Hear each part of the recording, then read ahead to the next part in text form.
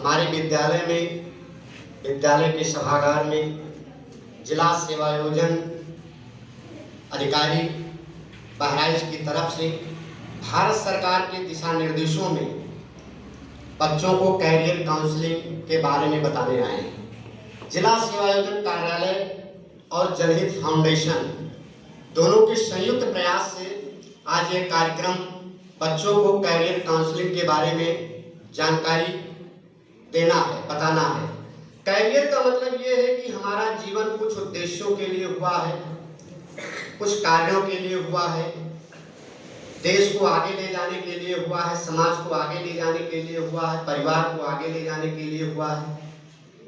हम अगर इस धरती पे पैदा हुए हैं तो कहीं न कहीं जो इस संसार का मालिक है उसको हमको जो है यहाँ किसी कार्य के लिए भेजा है। लेकिन जब तक हम उस कार्य को नहीं ढूंढ पाते हैं कि किसके लिए हम यहाँ इस धरती पे आए हैं, यहाँ की फ्री हवा, यहाँ का फ्री प्रकाश, यहाँ का फ्री धरती से उत्पन्न जल, अन्न, सारी चीज़ों को ग्रहण करते हैं, तो आप लोगों ने एक चीज़ देखा होगा कि अगर बाजार में हम 1 रुपये की टॉफी लेते हैं तो उसका भी कोई मूल्य होता है, नहीं होता है। दुकानदार पैसे लेता है, नहीं लेता है। अगर एक बल्ब हम घर में लगाते हैं तो कहीं उसका किराया देना पड़ता है, नहीं देना पड़ता है, बोलिए।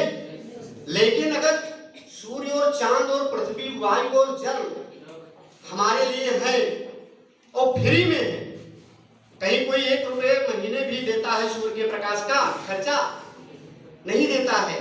तो ईश्वर प्रदत्त है, प्रकृति प्रदत्त है कि हमारा एक कहीं न कहीं कोई मार्गदर्शन हो कि हमें आगे करना क्या है। और मार्गदर्शन, एक कहावत है कि बगैर गुरु के ज्ञान नहीं हो सकता है।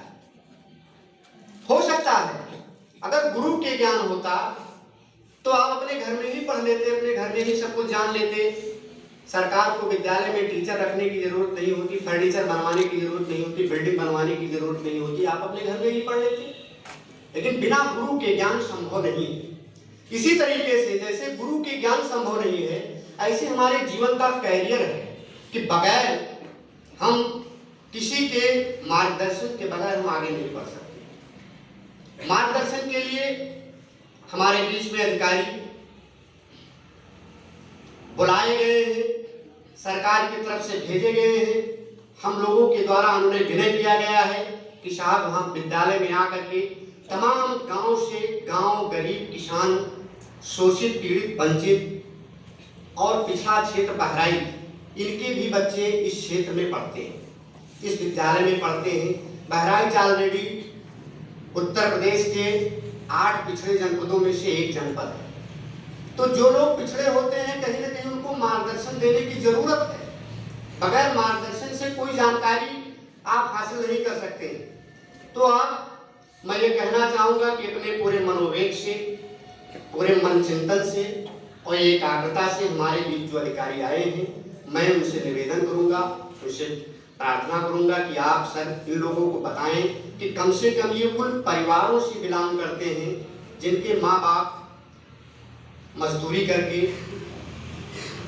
परिश्रम करके, गरीबी को झेल करके अपने बच्चों को पढ़ाने के बारे में सोचा है कि मेरा जीवन तो जैसे तैसे कट गया, लेकिन मेरे बच्चों का जीवन ऐसे न कटने पावे, ये आगे पढ़ लिख करके होशियार हो, आगे कोई हुनर विकास या और राष्ट्र और समाज की सेवा में अग्रसर हो। जय हिंद, जय भारत।